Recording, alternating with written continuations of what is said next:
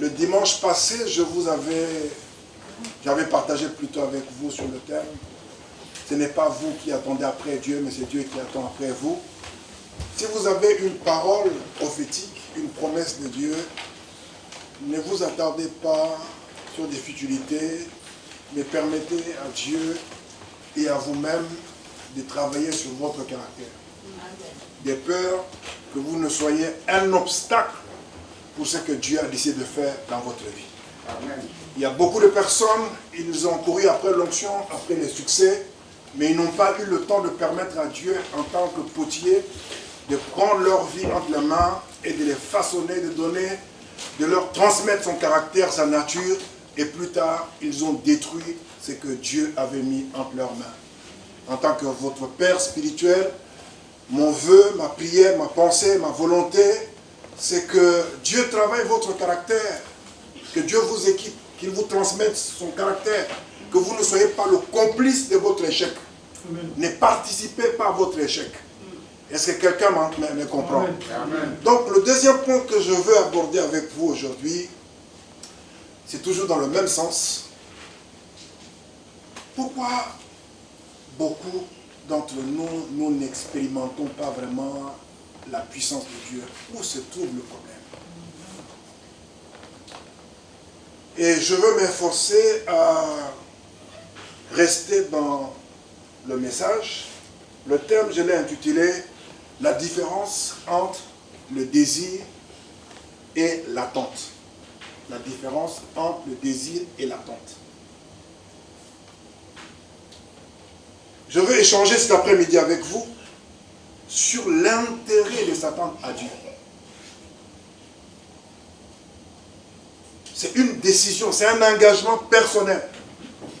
Après tant d'années dans le ministère, je me suis dit, la seule chose que je veux développer en moi, c'est ma foi en Dieu. Amen. Parce que quand je regarde d'où je viens, ce que je suis devenu aujourd'hui, ce que j'ai aujourd'hui, c'est grâce à Dieu. Amen. Donc, cet après-midi, je vais échanger avec sur l'intérêt de s'attendre à Dieu. Comment devons-nous développer notre attente à Dieu? En ayant totalement confiance en lui. Je dis bien totalement confiance en lui. Et vous allez voir tout au long de ce message que quand nous demandons des choses à Dieu, des fois ce n'est pas Dieu qui est fautif. C'est nous. C'est pour ça que la Bible dit, mon peuple périt faute de connaissance. Alors nous allons voir ensemble comment développer notre attente à Dieu en ayant totalement confiance en lui. J'ai introduit d'emblée mon message. Nous allons lire le livre de Psaume au chapitre 121. Ce psaume, c'est le psaume le plus court pour moi.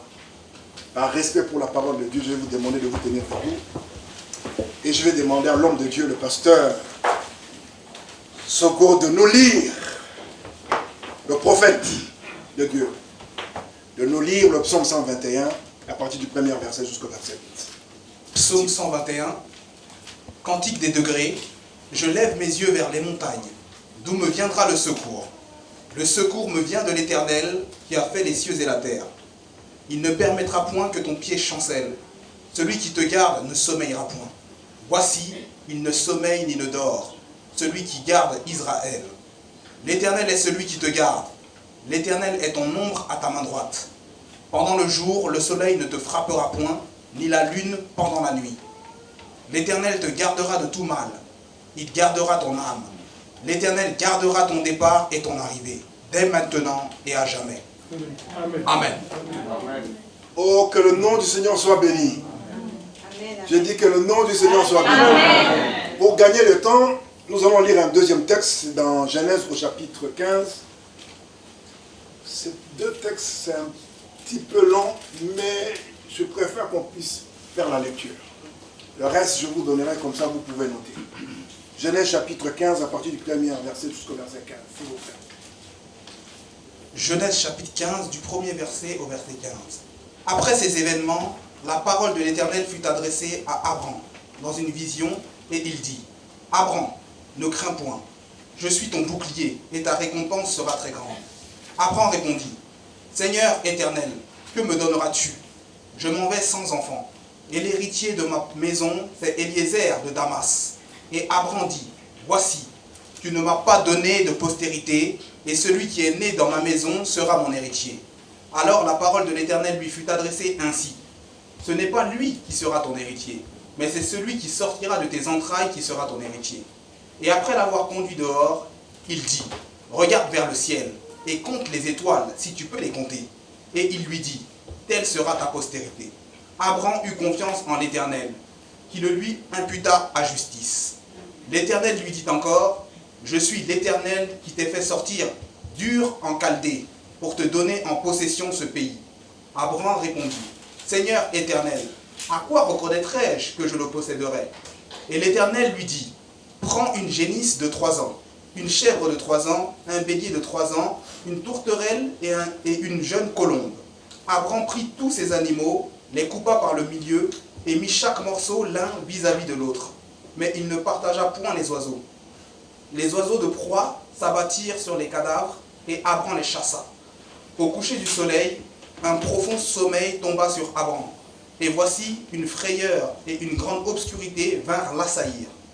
Et l'Éternel dit à Abraham, sache que tes descendants seront étrangers dans un pays qui ne sera point à eux, ils y seront asservis, et on les opprimera pendant 400 ans. Mais je jugerai la nation à laquelle ils seront asservis, et ils sortiront ensuite avec de grandes richesses. Toi, tu iras en paix vers tes pères, tu seras enterré après une heureuse vieillesse. Amen. Est-ce qu'on peut répéter le verset 15 ensemble? Toi, mais non, commençons par... mais je jugerai la nation à laquelle ils seront asservis. Ensemble, est-ce qu'on peut lire ça? Mais je jugerai la nation à laquelle ils seront asservis, et ils sortiront ensuite avec de grandes richesses. Toi, tu iras en paix vers tes pères, tu seras enterré après une heureuse vieillesse. Amen. Est-ce que quelqu'un peut répéter après moi? Je fais mienne cette parole. Je fais mienne cette parole. Que le nom du Seigneur soit béni. Amen. Vous pouvez vous asseoir. Est-ce qu'on peut acclamer le Seigneur? Voilà. Donc, le deux textes que nous venons de lire, le psaume 121 et Genèse chapitre 15, nous révèlent la même chose. Dans le psaume 121, la personne est en difficulté et cherche une solution. Et la personne dit, je lève mes yeux vers les montagnes. Et puis, il constate, ou elle constate, qu'il n'y avait pas de réponse, il n'y avait pas de retour, il n'y avait pas ce qu'elle voulait. Elle dit, au-delà des montagnes, je lève mes yeux vers l'Éternel. D'où me viendra le secours? Le secours me vient de l'Éternel, qui a fait le ciel et la terre. Il ne permettra point que ton pied chancelle. C'est lui qui te garde, ne sommeillera point. Voici, il ne sommeille ni ne dort, c'est lui qui garde Israël. L'Éternel est celui qui te garde. L'Éternel est ton ombre à ta main droite. Ça veut dire quand tu marches, quand il y a le soleil, quand tu vois ton ombre, le Seigneur dit, cette ombre que tu vois, en réalité, ce n'est pas toi, c'est toi. Au fait, lui, il t'éclaire. Et... oh, alléluia. Amen. L'Éternel est ton ombre à ta main droite. Pendant le jour, le soleil ne te frappera point, ni la lune pendant la nuit. L'Éternel te gardera de tout mal. Il gardera ton âme. L'Éternel gardera ton départ et ton arrivée dès maintenant et à jamais. Amen. Le deuxième texte que nous avons lu, c'est Abraham. Un jour, il a entendu la voix de Dieu lui demandant de quitter sa patrie. Et Dieu va bénir extraordinairement cet homme.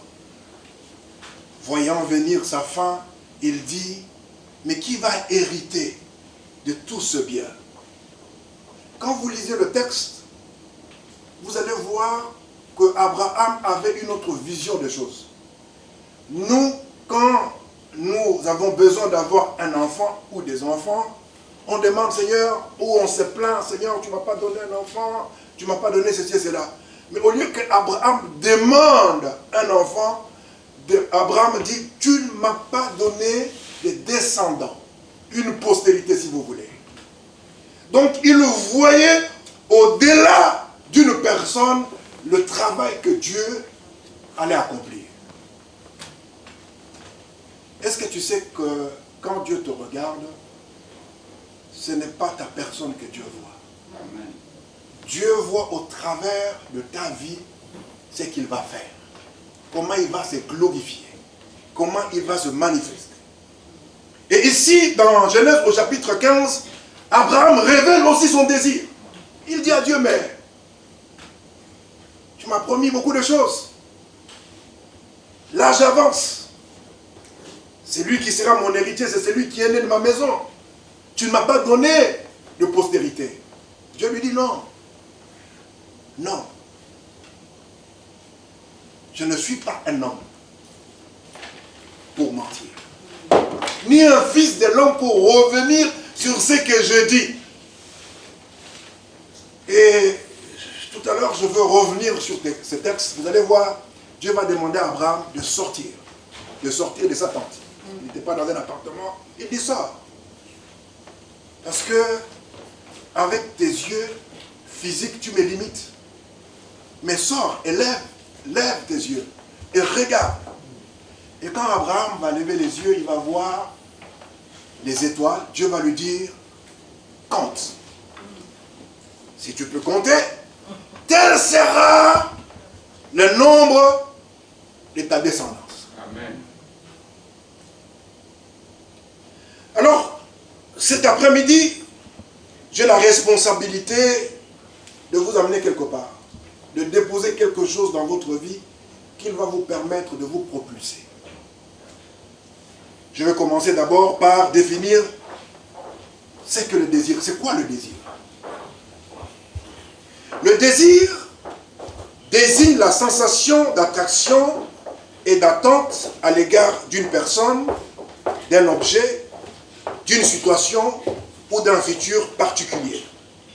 Le désir et son contentement engendre une tension chez l'individu plutôt, qui le ressent et qui cherche à résoudre celle-ci pour combler le manque induit. En d'autres termes, nos désirs dépendent essentiellement de nos 5 sens. Et comment est créé nos désirs? Le désir peut être créé par un regard, par une main, par une parole, par une caresse. Ça peut réveiller en nous quelque chose. Est-ce qu'on se comprend? Amen.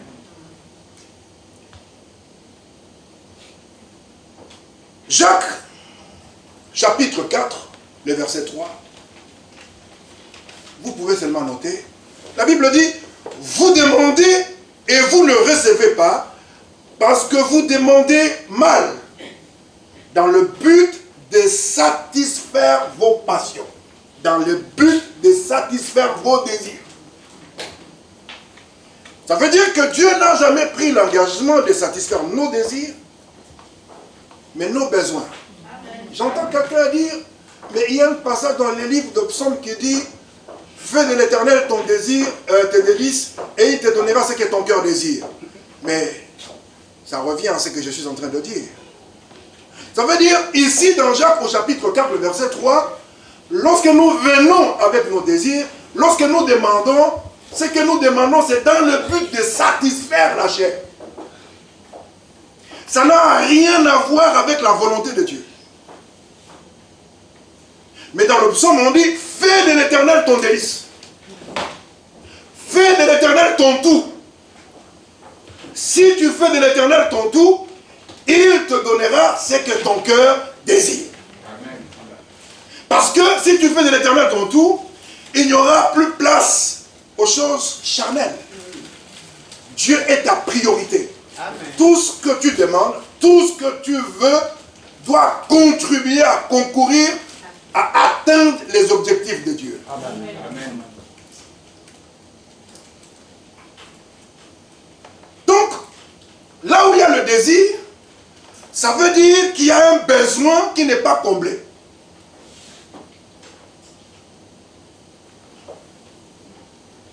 Je répète. Amen. Là où il y a le désir, ça veut dire qu'il y a un besoin qui n'est pas comblé.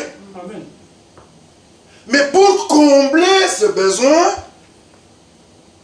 il y a un autre processus, un autre chemin pour arriver au bon résultat.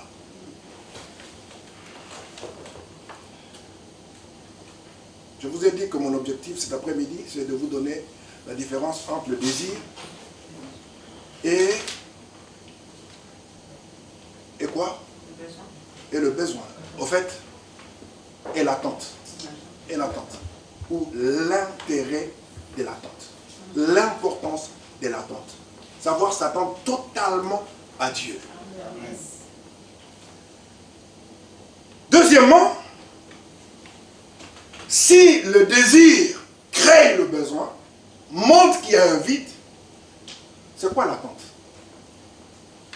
L'attente, c'est que l'attente à Dieu, nous lisons dans Romains au chapitre 4, le verset 18 à 21. Romains chapitre 4, le verset 18 à 21. Je lis la parole de Dieu. Amen. Espérant contre toute espérance, Espérant contre toute espérance. il crut et devint ainsi le père d'un grand nombre de nations, selon ce qui lui avait été dit. Telle sera ta postérité. Et, sans faiblir dans la foi, il ne considéra point que son corps était déjà usé, puisqu'il avait près de 100 ans, et que Sarah n'était plus en état d'avoir des enfants. Il ne douta point par incrédulité au sujet de la promesse de Dieu, mais il fut fortifié par la foi, donnant gloire à Dieu, et ayant la pleine conviction que ce qu'il promet, il peut aussi l'accomplir. Amen. Amen. Amen. Ah, mon fils, ça commence à bouillonner. Ah, Amen. dis à ton voisin, Dieu t'attend à un certain niveau. Dieu t'attend à un certain niveau. Amen. Amen.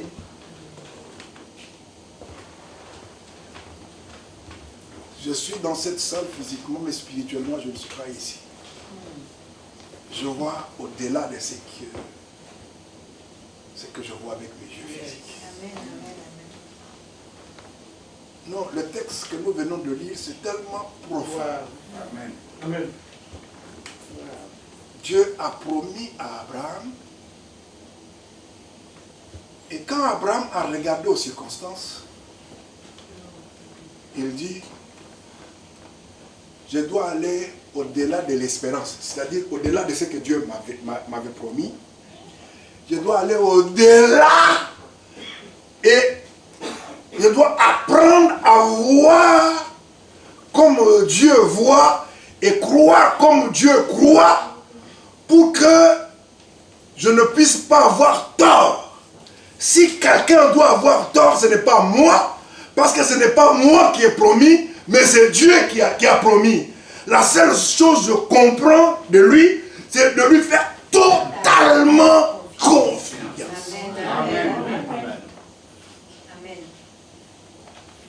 Yes. Alors je définis l'attente comme une confiance totale en Dieu, mais basée sur la promesse. Je reprends. L'attente, je définis l'attente comme une confiance totale en Dieu basée sur la promesse, ayant pour garantie Dieu lui-même. Amen. Ça veut dire que je comprends son fonctionnement. Je dis que moi, je ne suis pas à sa hauteur. Mais comme il m'a permis de m'éclairer, de comprendre comment il fonctionne, moi, je lui fais totalement confiance Parce que je ne l'ai pas corrompu pour qu'il puisse dire ce qu'il a dit sur moi. Amen. Et sur quoi je m'appuie? Sur quelle est ma garantie? Lui-même. Amen. Hébreux, chapitre 6, le verset 13. Ce que je suis en train de libérer va bouleverser votre vie et vous n'aurez plus peur de personne. Amen. Mon fils, tu peux lire. Hébreux chapitre 6, verset 13. Lorsque Dieu fit la promesse à Abraham, ne pouvant jurer par un plus grand que lui, il jura par lui-même. Et dit, Verset 14. Et dit, certainement, je te bénirai et je multiplierai ta postérité. Amen. oh, je pensais que quelqu'un allait acclamer. Parce que si vous ne comprenez pas, vous ne pouvez pas décoller avec moi. Lorsque Dieu fit la promesse à Abraham,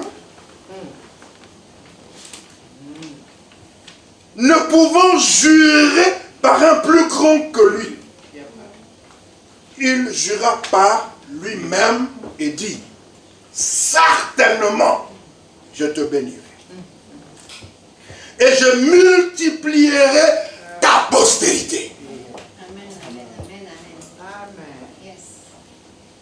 Laissez-moi vous dire, mes amis, Dieu n'est point un homme pour mentir, ni fils d'un homme pour se repentir. Ce qu'il a dit ne le fera-t-il pas? Ce qu'il a déclaré ne l'exécutera-t-il pas? Je suis venu déclarer à quelqu'un que Dieu est le garant de ma vie. Ma vie ne sera pas un échec. Ma vie ne sera pas un échec total. Malgré d'où je viens, malgré par où je suis passé, malgré les difficultés que j'ai connues, je veux dire à quelqu'un, j'ai la tête haute parce que Dieu est le garant non seulement de mon présent, mais de mon futur. Amen. Oh, mes amis, je ne vous sens pas encore avec moi. Je suis en train de vous parler de ce Dieu merveilleux. Comment il fonctionne, comment votre vie peut changer. Dieu a pris un gars qui dormait sur une natte. Il a fait de lui ce qu'il est devenu aujourd'hui. Dieu est capable de prendre quelqu'un qui était dans la boue.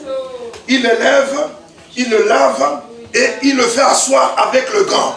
C'est de ce Dieu-là que je vous parle. Je ne vous parle pas d'un Dieu qui se retrouve aux 3 rues de la tombe du soir dans une petite salle qui limitait à 30 personnes. Non, je parle du Créateur. C'est lui qui a créé le ciel et la terre. C'est lui qui a dit, qui a ouvert sa bouche et qui a dit que la lumière soit et la lumière fut. C'est de ce Dieu-là que je vous parle. Lorsqu'il a fait la promesse à Abraham, lorsqu'il lui a promis, la Bible dit, voulant jurer par quelqu'un, ne trouvant pas plus grand que lui, il jura par lui-même en disant, je te bénirai, je multiplierai ta postérité. Alléluia, alléluia, alléluia. Satan, tu as de sérieux problèmes. Tu as de sérieux problèmes. Si je ne savais pas, si je n'avais pas compris, je serais malheureux. Je serais peut-être dans un hôpital psychiatrique. Mais j'ai compris quelque chose qui a bouleversé ma vision, mon langage, mon comportement, mon attitude, ma destinée. Le Dieu, le Créateur est mon Père. C'est lui qui a créé le ciel et la terre est mon Père. Il est mon garant. Amen. Alléluia. Alléluia. Amen. Tu vas t'en sortir. Amen. Tu vas réussir. Amen. Ton mariage sera sécurisé. Amen. Tes enfants vont s'en sortir. Amen. Ils vont se convertir. Amen. Tu sais pourquoi? Parce que c'est lui qui t'a fait la promesse est fidèle. Amen. Amen. Quand je regarde à l'église et les membres que nous sommes, je constate que nous avons du mal à s'attendre à de grandes choses venant de la part de Dieu. Nous avons le droit de rêver grand, d'avoir de grandes ambitions à la hauteur de notre Dieu. Nous avons le droit, vous avez le droit. C'est que vous vivez aujourd'hui C'est une réalité, mais pas la vérité. Votre vie ne se limite pas à ce que vous vivez aujourd'hui.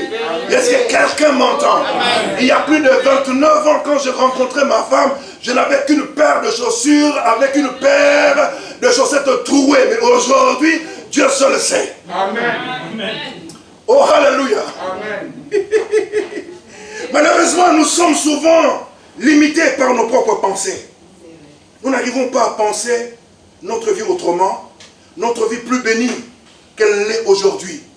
On croit que Dieu c'est un homme, que Dieu n'a pas de moyens. On pense que Dieu c'est le gouvernement français. On a dit que tous ceux qui sont au chômage, leurs allocations vont diminuer de 17%. Pourquoi? Parce que le gouvernement français n'a plus le moyen de subvenir aux besoins, de continuer à payer les RSA. Alors je t'invite à venir dans mon camp. Amen. Je t'invite à traverser, à venir dans mon camp où Jésus est capable, même au XXIe siècle, de dire: venez à moi, vous tous qui êtes fatigués, chargés, et moi je vous donnerai du repos. Amen.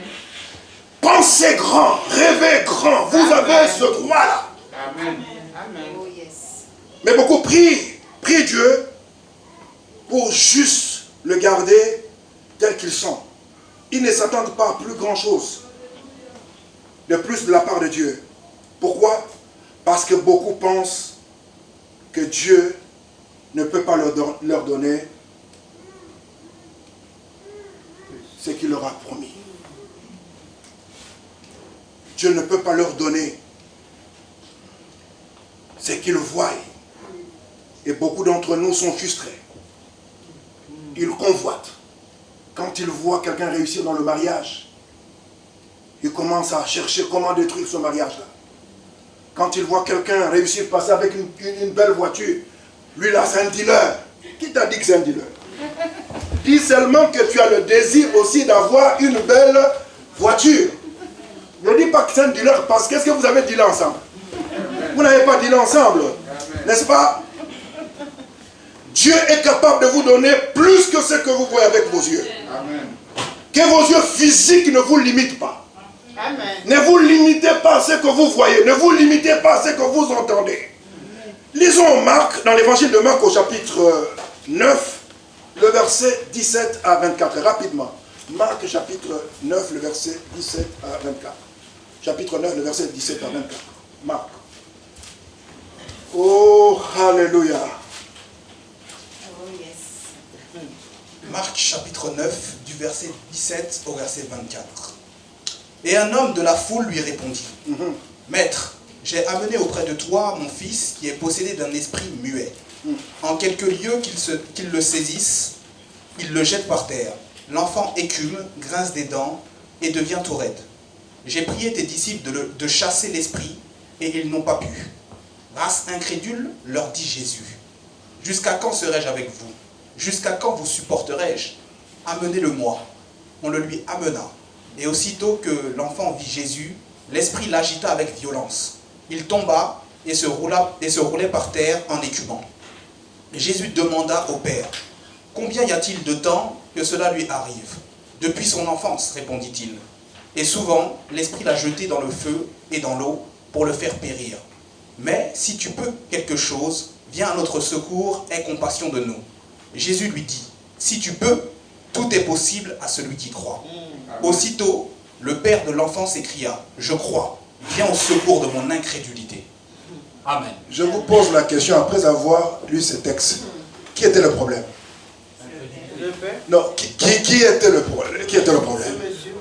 Le Père. Il était un obstacle pour lui-même et pour son enfant. La Bible dit, l'enfant, ils avaient détecté un esprit muet, mais quand ils arrivent devant Jésus, quand Jésus va chasser, deux esprits. Un esprit muet et sourd. C'est ce que le texte nous dit, non? Mais ce qui m'intéresse, la Bible dit, l'enfant voyant Jésus. Quand l'enfant a vu Jésus, l'esprit mauvais qui était en lui a commencé à faire quoi? À s'agiter. Maintenant, la question que je me pose, quand coronavirus vient, qu'est-ce qu'il trouve en vous? Ou qu'est-ce qu'il voit? Non, c'est une question que je me pose ou je vous pose. Cet enfant, depuis son jeune âge, il était tourmenté par un esprit mauvais. Mais lorsqu'il a vu Jésus, l'esprit qui était en lui commençait à l'agiter, n'est-ce pas? Parce qu'il a vu Jésus. C'est-à-dire qu'il sentait une force qui allait les déloger de là où il était. Mais toi, quand on te voit, quand le problème arrive, quand le problème rentre dans ta maison, quand le problème te rencontre, qui est-ce qu'on voit dans ta vie? Si chacun de nous peut répondre à cette question, je peux avancer. Amen. En réalité, le papa, ce dont il avait besoin, c'est de la pitié. Il voulait dire à Jésus, aie pitié de nous. Ce jeune homme, tu ne vois pas qu'il est jeune, qu'il a de l'avenir. Mais il est tourmenté et il voulait prendre Jésus par ses émotions. Mais Jésus dit, dans le monde dans lequel tu veux m'amener, les émotions ne fonctionnent pas. Amen. Amen. Alors Jésus lui répond. Jésus lui dit, si tu peux, tout est possible à celui qui croit. Amen. Aussitôt le père de l'enfant s'écria, je crois, viens au secours de mon incrédulité. Il faut que tu reconnaisses que le problème ce n'est pas Dieu, que le problème ce n'est pas le serviteur de Dieu, que le problème c'est toi. Et je vais te le démontrer en m'appuyant sur la parole de Dieu. Jésus dit, si je peux. Donc il ne croyait pas, il dit essaye. Avec Dieu, dans le domaine de la foi, on n'essaye pas. Amen. Je me répète, dans le domaine de la foi, on n'essaye pas. Amen. Soit où on croit ou on ne croit pas. Amen. On ne peut pas croire, non, ou soit tu crois ou soit tu ne crois pas. Mais lui ne croyait pas. Il disait à Jésus, je suis allé voir les féticheurs, et aussi ils ont fait la même chose que toi. Toi aussi essaye peut-être. Jésus a dit, mais tu ne sais pas devant qui tu es.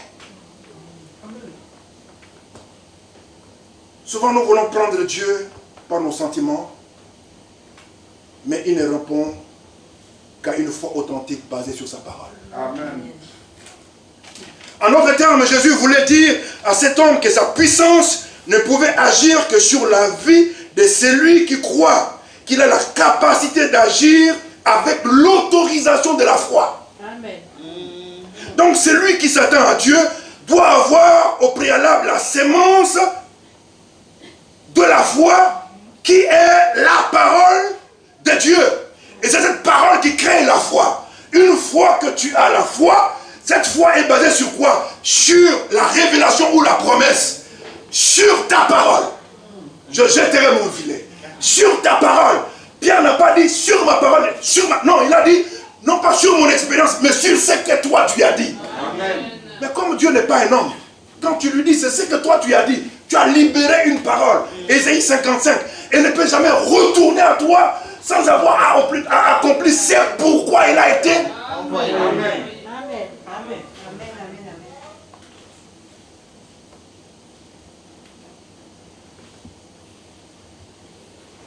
Est-ce que tu sais? En fait, je suis en train d'expliquer lentement comment ça se passe.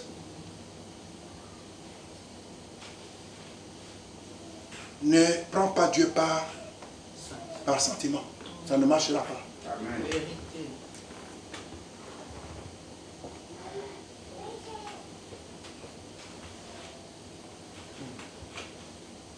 Très souvent, les gens peuvent désirer de grandes choses, mais ne s'attendent pas à de grandes choses. Ce qui fait que leur vie reste à un niveau bas, au même niveau.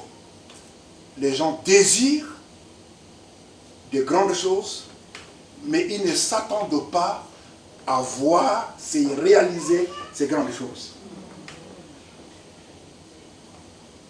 Et ils restent au même niveau, qui est leur niveau normal. Je viens prophétiser sur quelqu'un cet après-midi que les choses anormales, je ne sais pas si ça existe en français, mais je dis des choses anormales arrivent dans ta vie des choses que l'œil n'a point vues, que l'oreille n'a point entendues, et qui ne sont point montées au cœur de l'homme, au cœur de personne, mais que Dieu a en réserve pour ses bien-aimés, pour ses bien-aimés. Beaucoup de gens seront surpris de ce que Dieu va faire, parce qu'ils vont dire, mais Dieu ne nous a pas montré, Dieu ne nous a pas révélé, mais Dieu préserve ces choses pour toi. Il ne veut pas que même le prophète soit au courant, de peur qu'il ne soit jaloux de ce qu'il va faire avec toi. Oh, j'annonce des choses anormaux. Je ne sais pas si ça se dit, mais je le dis au nom de Jésus-Christ de Nazareth. Je le déclare. 1 Corinthiens chapitre 2, le verset 9. Des choses que l'œil n'a point vues. Amen. Des choses extraordinaires, des choses qui vont te bouleverser, qui vont créer la jalousie des gens qui sont tout autour de toi. Ils vont se dire, mais quel type de prière il a fait. Amen. Le temps des exploits arrive. Selon le psaume chapitre 60, le verset 14, la Bible dit, avec Dieu, nous ferons des exploits. Nous ferons des exploits. Et il écrasera nos ennemis. Amen.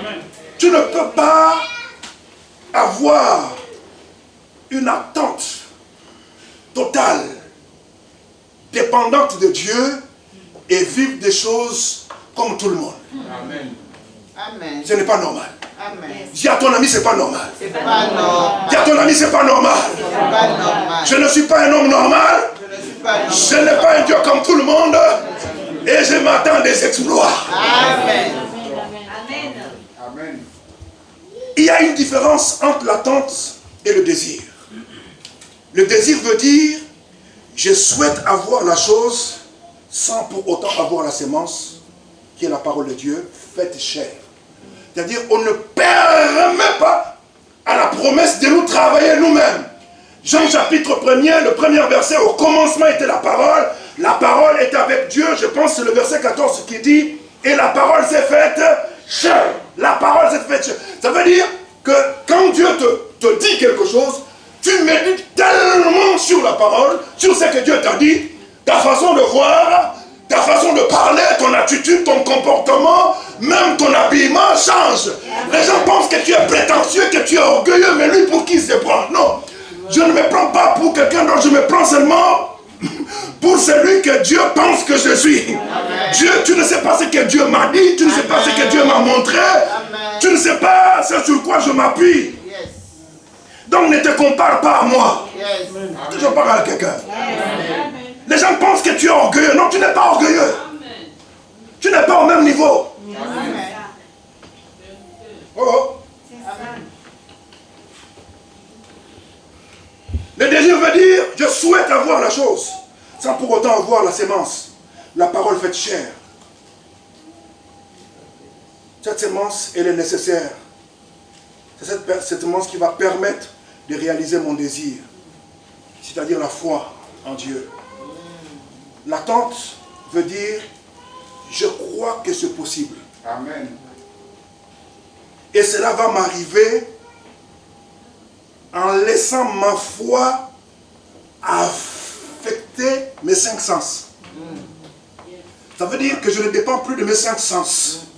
Le 5 sens dit, mais tu es fauché mon gars.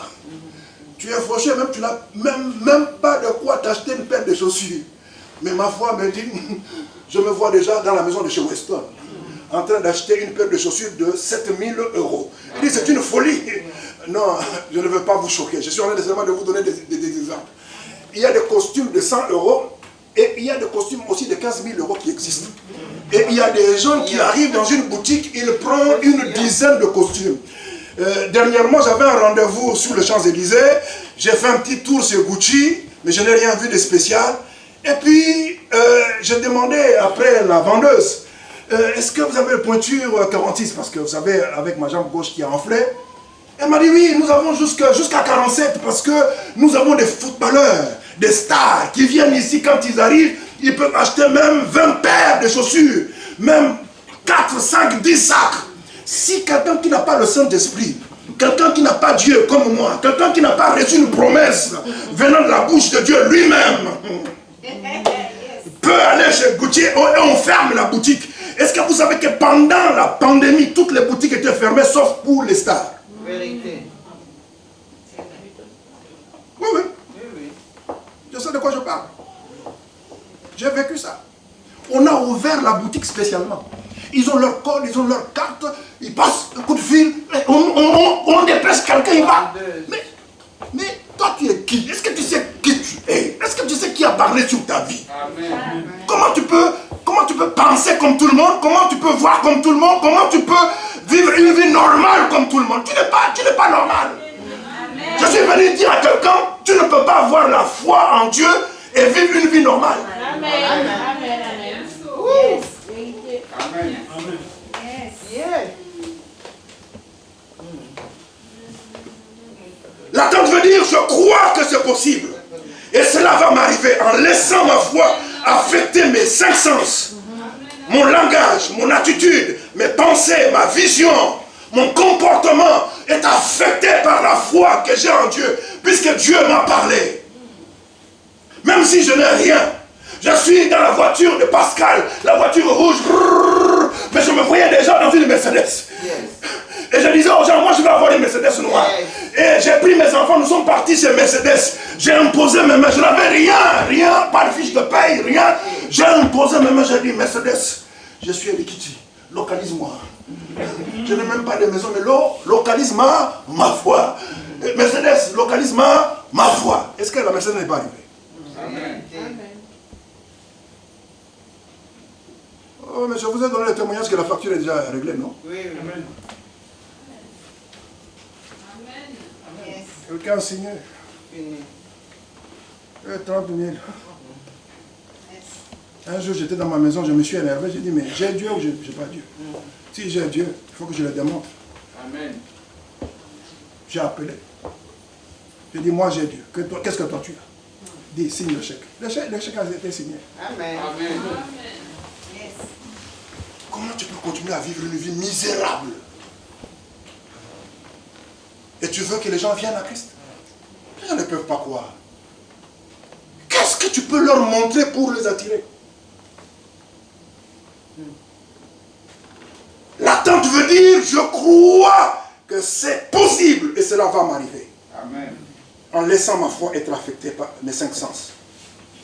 Il faut que dans mon langage, que dans mon comportement, dans mon attitude, je ne dépends pas des offrandes qu'on met. Non. Si je dépendais des offrandes, je serais déjà mort depuis longtemps. Beaucoup d'entre vous, là où vous êtes, vous désirez des choses, mais vous ne vous attendez pas à voir ces choses se réaliser concrètement. Retenez ceci, vous ne pouvez pas recevoir de Dieu quelque chose dont vous ne vous attendez pas. Amen. Ça, c'est la vérité. La vérité. Vous ne pouvez pas. Ça, c'est la vérité. Et on pense quand on vient à l'église, on vient pour faire plaisir à un homme de Dieu. Et combien de personnes y avait-il à l'église aujourd'hui? Que tu ne viennes pas, que tu viennes, moi je viens vous servir. Mais j'ai Dieu avec moi. Amen. Dis à ton voisin, il a Dieu avec lui. Il a Dieu avec lui. Je suis en train de partager avec toi pour que demain, quand tu me verras au sommet, que tu ne dises pas j'ai touché au fétiche. Non, je sais que je suis en train de, je veux mettre en pratique ce que je suis en train de vous enseigner. Quelqu'un peut dire amen? Je dis, est-ce que quelqu'un peut dire amen? Amen. Retenez ceci, vous ne pouvez pas recevoir de Dieu que quelque chose dont vous ne vous attendez pas. Si vous ne vous attendez à rien, vous n'aurez rien. Vérité.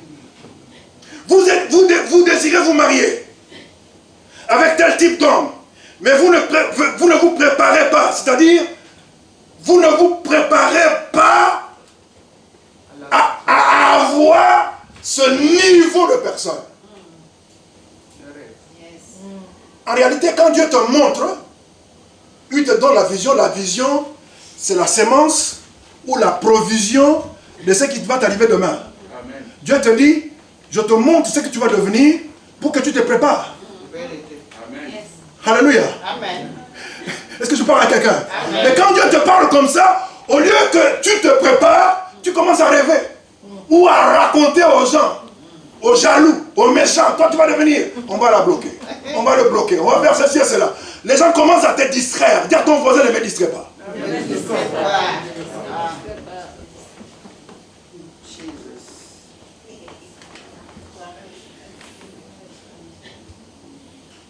trouver un autre travail, une promotion, mais vous ne vous y attendez pas. Par conséquent, vous êtes frustré parce que vous n'avez pas fait passer votre désir en attente. Vous êtes resté en train de soupirer. Je désire. Je désire. Le souhait. Je souhaite. Les amis, le cimetière est rempli de gens, rempli de beaucoup de souhaits. Il y a ton voisin. Tiens-le, monte un peu. Oh! Est-ce que quelqu'un est béni? Amen. Je dis, est-ce que quelqu'un est béni? Amen. Je dis, est-ce que quelqu'un est béni? Amen. Il faut que vos désirs passent du désir à l'attente. Je m'explique. Votre attente ne sera jamais vaine. Quand vous avez juste le désir, vous restez là assis à attendre que les choses se fassent. J'ai beaucoup de personnes ici qui vont partir en vacances. Mais ces gens ont passé le stade du désir, c'est-à-dire qu'ils ont désiré aller en vacances. Qu'est-ce qu'ils ont fait? Ils sont partis acheter le billet, ou ils ont fait la réservation. Ils ne sont pas restés là à raconter aux gens, vous savez, l'année prochaine, au mois de juin, je vais aller en vacances. Non. Ils disent, ça ne se fera pas. Pour que ça se réalise, il faut passer à l'étape supérieure. Amen. Amen. Et dans leurs agendas, c'est écrit noir sur blanc que tel jour, à telle heure, ils seront à l'aéroport, sur tel vol, telle compagnie, et ils vont voyager. Ils sont sûrs et certains. Pendant que moi je vous prêche, il y a d'autres qui ne viennent même pas à l'église parce qu'ils pensent qu'il faut aller faire les courses. Faites les courses le dimanche, le jour du Seigneur. Mais qui protège les gens, même quand vous prenez l'avion? Les musulmans nous dépassent. Les musulmans sont plus sérieux que nous. J'étais à Istanbul, il y a quelques années. Je suis rentré, il était, je crois, midi, à l'heure de la prière. Je voulais acheter un tapis. Le monsieur m'a chassé. J'ai dit, monsieur, j'achète rapidement, je vous paye. Il dit, sors avec ton argent. C'est lui qui m'a donné cette boutique, c'est Dieu. C'est l'heure de la prière. Et toi, tu veux prendre la place et sors de la boutique. Mais si c'était un chrétien, il allait d'abord prendre l'argent, faire la conversation, et puis prier quelques minutes et attendre à ce que Dieu puisse le bénir. Mettez Dieu en première position. Amen. Mais quand vous avez une attente, vous allez vous mettre en action. Comme la femme qui avait la perte de sang. Elle s'attendait à être guérie. Elle avait le désir d'être guérie. Elle avait le désir, n'est-ce pas? Elle avait le désir. Au début, elle désirait être guérie. C'est pour cela qu'elle est allée voir différents médecins. Mais quand elle a compris la procédure qu'elle devait passer du désir à l'attente, elle s'est sentie capable de relever n'importe quel défi sans aucun secours. Personne n'est venu. Aucun prédicateur, aucun prophète n'a prophétisé sur elle en disant voilà ce que tu dois faire, tu dois boire du sel ou tu dois te tourner par terre. Elle a dit non, j'ai trop souffert, je n'ai pas compris comment les choses fonctionnaient, j'ai tant désiré et je n'ai pas obtenu les résultats. Il faut que j'aille au-delà du désir, c'est-à-dire je dois m'attendre totalement à Dieu. Amen. Elle dit je n'aurai même pas besoin que Jésus me regarde. Je n'aurai même pas besoin que Jésus dise un mot sur moi. Je n'aurai même pas besoin que Jésus me touche. Mais si seulement moi, à partir de ma foi, je peux toucher le pont de sa robe, je serai guéri. Amen. Elle était déjà guérie dans sa maison avant qu'elle ne touche le pont de la robe de Jésus. Amen. Amen. Amen. Yes.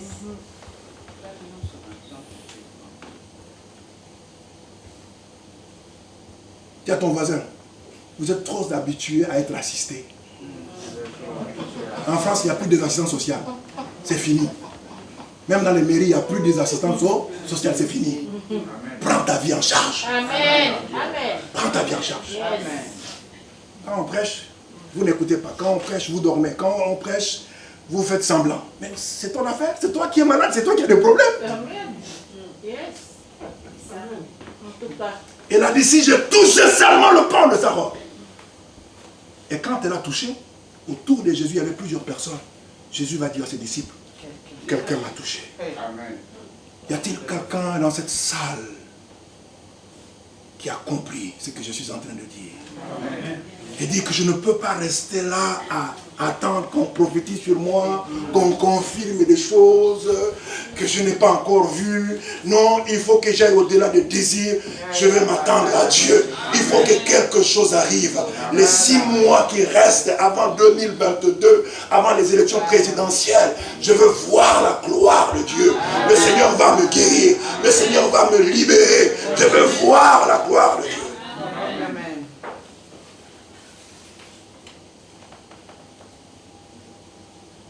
Quand vous êtes dans l'attente, vous voyez les possibilités de Dieu et non les obstacles. Mais Dieu ne peut pas vous empêcher d'obtenir. Même Dieu ne peut pas vous empêcher d'obtenir ce que vous attendez de lui. Même Dieu. Même Jésus était incapable d'empêcher la force de sortir de son corps parce qu'une femme, depuis sa maison, elle disait quelque chose, c'est maintenant ou jamais.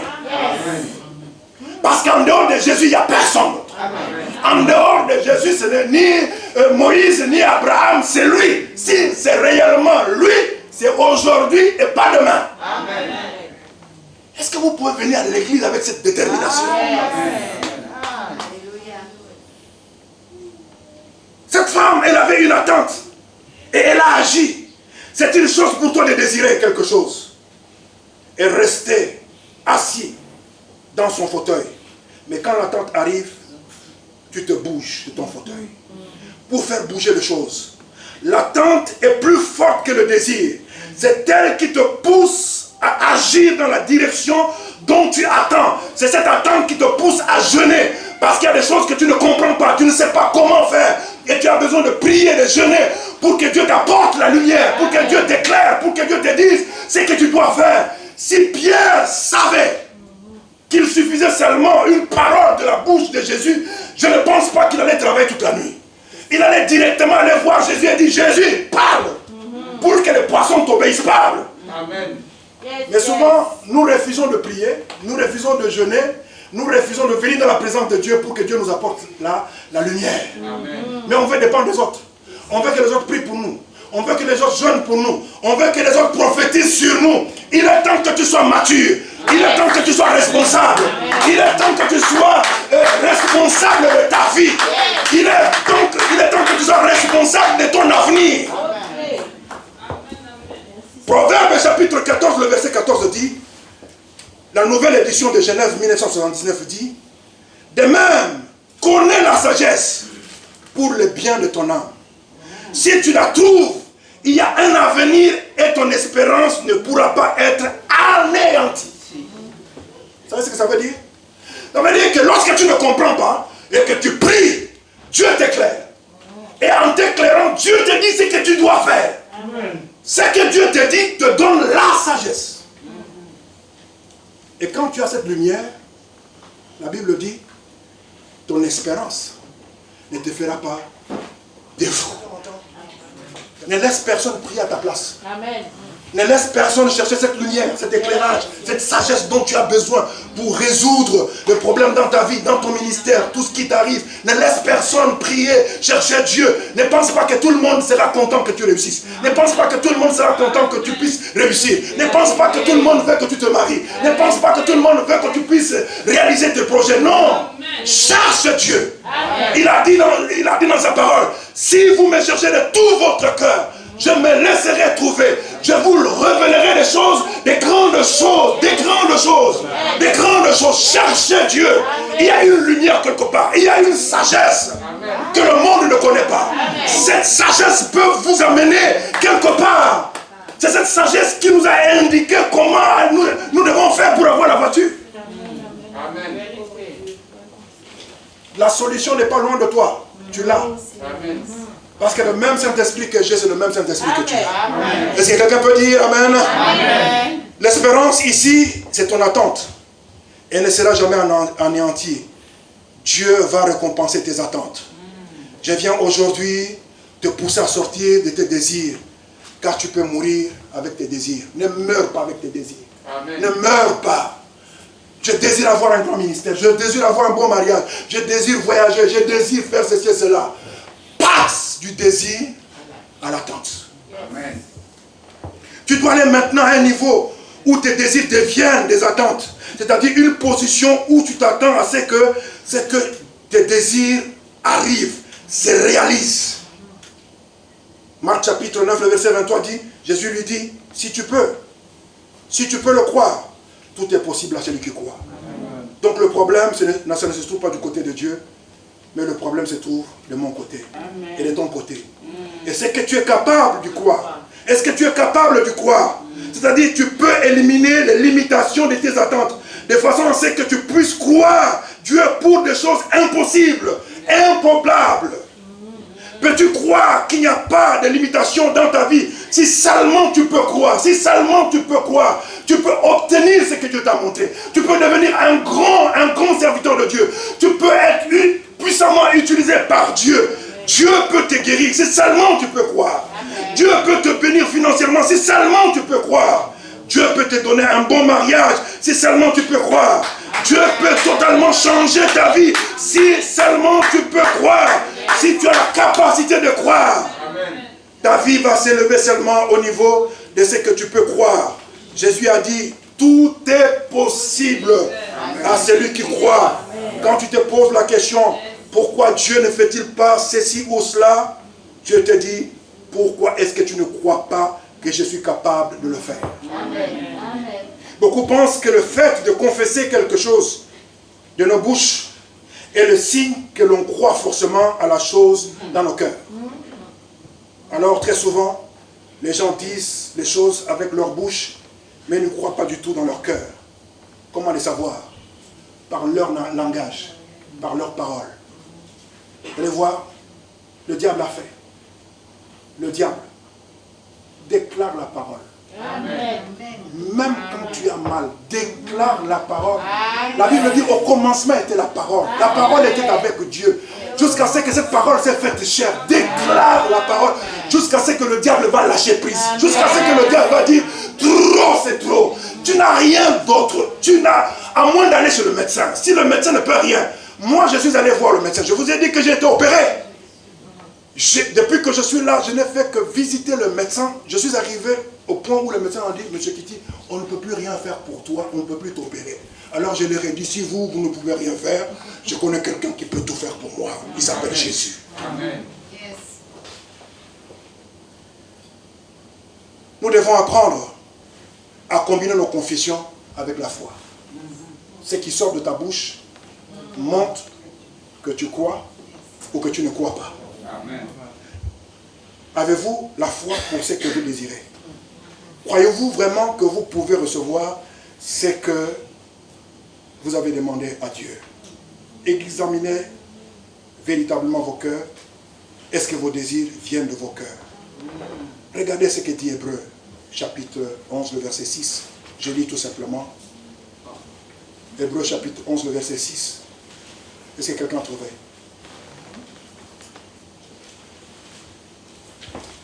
Hébreux, chapitre 11, le verset 6.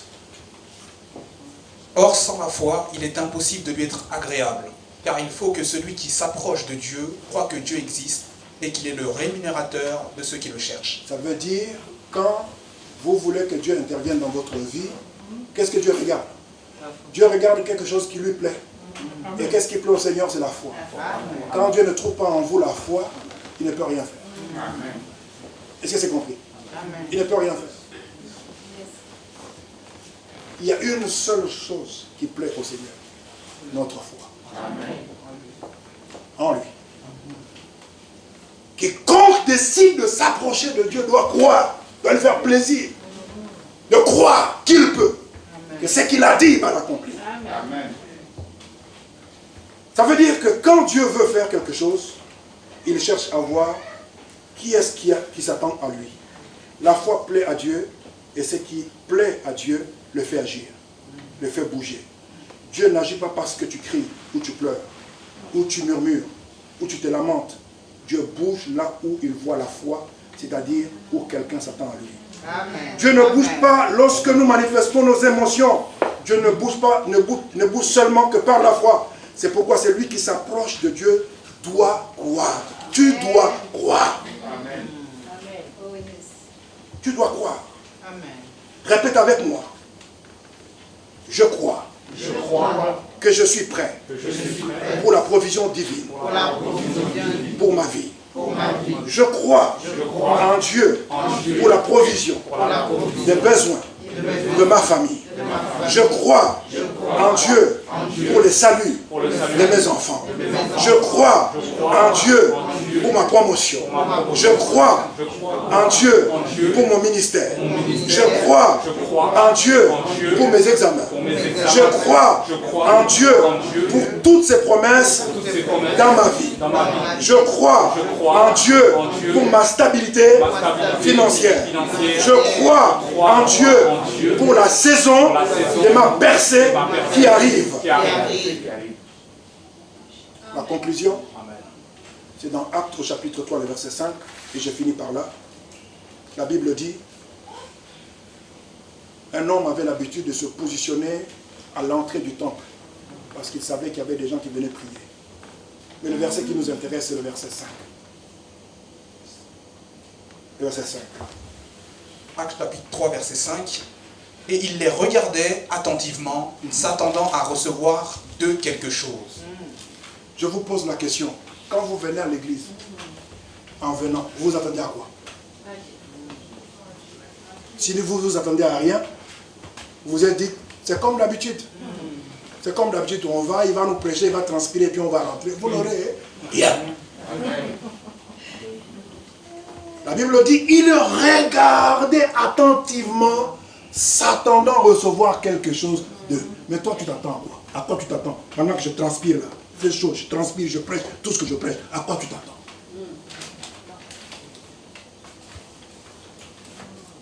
Il y avait un homme, c'était Bartimée. Il a entendu parler de Jésus. Il a commencé à crier, Fils de David, aie pitié de moi.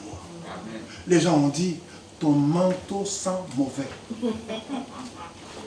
Jésus ne parle pas des gens comme toi. Tais-toi. Ça fait des années que tu es là. Il a encore, c'est comme si son attente s'est encore développée. Il a encore crié plus fort qu'avant. Jusqu'à ce que Jésus a attendu. Il s'est arrêté. Il a dit, amenez-le. Qu'est-ce que Bartimée a fait? Il a pris son manteau, l'unique manteau qu'il avait, il l'a jeté. Pourquoi il l'avait jeté? Parce qu'il s'était dit, cette fois-ci, mon attente sera récompensée. Je ne serai plus mendiant. Je ne serai plus obligé de revenir à ma situation passée. Je ne serai plus obligé de porter le même manteau qui sentait mauvais. Cette fois-ci, les choses changent. Mon identité change. Je vais obtenir ma guérison. Je vais obtenir ma délivrance. Le paralytique de Actes chapitre 13, il était habitué qu'on l'assiste. Mais quand il a reçu ce que Pierre et Jean lui avaient donné, la Bible dit, il est parti en sautant et en dansant. Je prie que quelqu'un reparte cet après-midi chez lui en sautant et en dansant. Je prie que quelqu'un rentre chez lui en sautant et en dansant. Quelqu'un va rentrer cet après-midi en sautant et en dansant. Est-ce que je parle à quelqu'un? Quelqu'un va rentrer en sautant et en dansant. Ta vie va changer. Attends-toi à Dieu. Dieu est capable. Dieu a les moyens. Dieu a la provision. Il se porte garant pour ta guérison, pour ta délivrance, pour ta restauration, pour ta réussite. Il se porte garant lui-même. Il a fait avec David dans 1 Samuel chapitre 30, lorsque David, ils étaient partis en guerre, on a pris ses femmes, on a pris ses enfants, on a pillé le camp. Mais qu'est-ce que Dieu a fait? Dieu les a tous restitué. Alléluia. Il n'a pas fait seulement avec David, mais il a fait avec Job. Job pensait que les enfants, que la richesse qu'il avait, c'est tout ce que Dieu avait. C'est tout ce que Dieu avait. Mais Dieu, c'était un Dieu de surprise. Oh, la Bible dit, il renouvelle ses bontés chaque matin. Ce matin encore, Dieu renouvelle ses bontés sur toi. J'ai dit, tu vas t'en sortir. Ne regarde pas aux circonstances, ce que les gens disent de toi, ce que les gens pensent à tes échecs. Chaque matin, Dieu renouvelle ses bontés. Il dit, je t'aime encore. Tu peux compter encore sur moi. Tu peux t'appuyer sur moi. Je suis ton partenaire. Alléluia. Merci Jésus.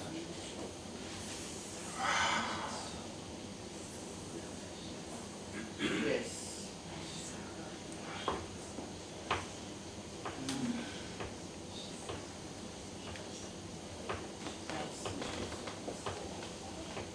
Job dit, je pensais connaître Dieu. J'avais entendu parler de lui. Mais maintenant, mes yeux l'ont vu. Et je le crains. Il est temps que le niveau de tes attentes ne soit pas soldé. Relève le niveau. Le standard. Tu n'es pas n'importe qui. Ne brade pas ta destinée. Ne brade pas ta vision. Tu peux rêver grand. Tu peux encore rêver grand. Tu peux. Parce que tu es un grand Dieu. Amen. Alléluia. Alléluia. Est-ce qu'on peut se lever? Est-ce qu'on peut se lever? Est-ce qu'on peut se lever? Est-ce qu'on peut se lever?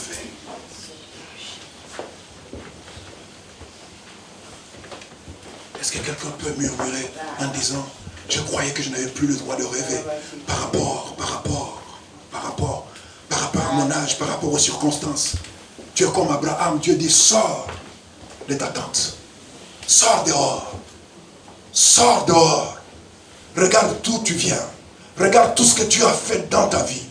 Tu peux encore espérer, tu peux encore croire. L'avenir est devant. Et Dieu se porte garant pour le présent et pour le futur. Il te dit, ne crains pas, ne promène pas un regard inquiet. Ne promène pas un regard inquiet. C'est ce Dieu-là qui a nourri pendant 40 ans dans le désert. Il a nourri ses enfants, il n'y avait pas de boulangerie, il n'y avait pas... non, il a pris soin de ses enfants. Ce Dieu-là, il est avec toi. Il dit, relève le standard de tes attentes. Relève le standard de tes attentes. Amen. Tu peux encore rêver grand, tu peux encore voir grand. Tu peux encore, peu importe le projet que tu as, Dieu a les moyens. Amen. Il a le moyen pour ton mariage, il a le moyen pour ton ministère, il a le moyen pour tes enfants. Tu veux que tes enfants aillent dans des universités privées, Dieu demande-lui, croire qu'il est capable. Je vais prier et terminer avec les gens qui peuvent dire à Jésus comme ce papa qui avait amené son fils, viens au secours de mon incrédulité.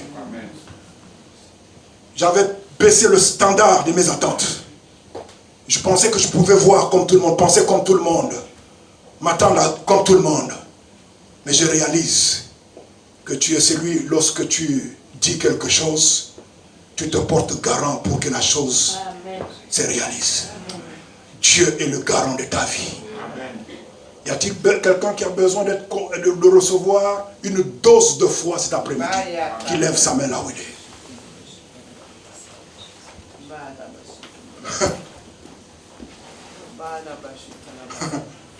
Laissez-moi prier.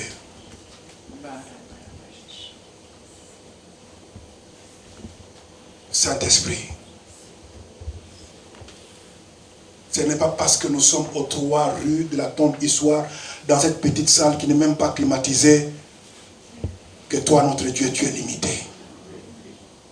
Tu es capable de toucher le maire de Paris et de nous donner une grande salle dans le 8e arrondissement où tous les grands de ce monde viendront parce que nous prêchons un grand Dieu. Voilà pourquoi cet après-midi, je viens contre toutes les limitations au niveau de nos pensées. Je ramène toute pensée captive à l'obéissance de Christ. Toute pensée captive à l'obéissance de Christ. Si hier tu as échoué, aujourd'hui tu vas réussir. Si hier tu as perdu, aujourd'hui tu vas gagner. Si hier tu es tombé, aujourd'hui Dieu te relève. Si hier tu étais faible, Dieu te dit tu es fort. Si hier tu reculais, Dieu te dit avance. Oh, alléluia. Vous voyez, lorsque quelqu'un veut lancer une lance, il veut lancer une lance très loin, qu'est-ce qu'il fait? Il prend son élan. Il recule un petit peu en arrière. Et quand il lance, la lance, c'est pour aller à des milliers de centaines de kilomètres. Et par la foi en tant que prophète de Dieu, je te lance, je te mets dans mon carquois et je te lance à des milliers de centaines de personnes. Oh, que l'onction de la rapidité, que l'onction de l'élévation, que l'onction de la grandeur, que l'onction de grandes choses te localise, que les petites choses tombent.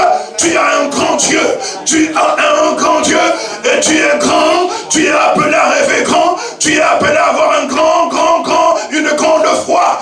Oh, alléluia. J'appelle les choses que l'œil n'a point vues, les choses qui ne sont pas montées au cœur de l'homme, les choses que l'oreille n'a pas entendues. J'appelle ces choses à l'existence dans ta vie maintenant.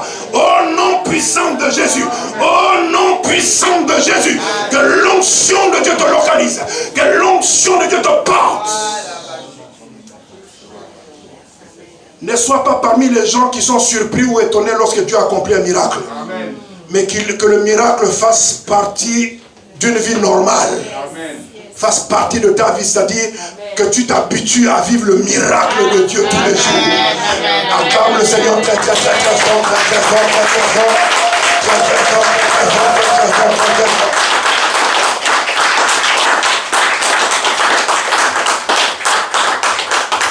Quelle est place?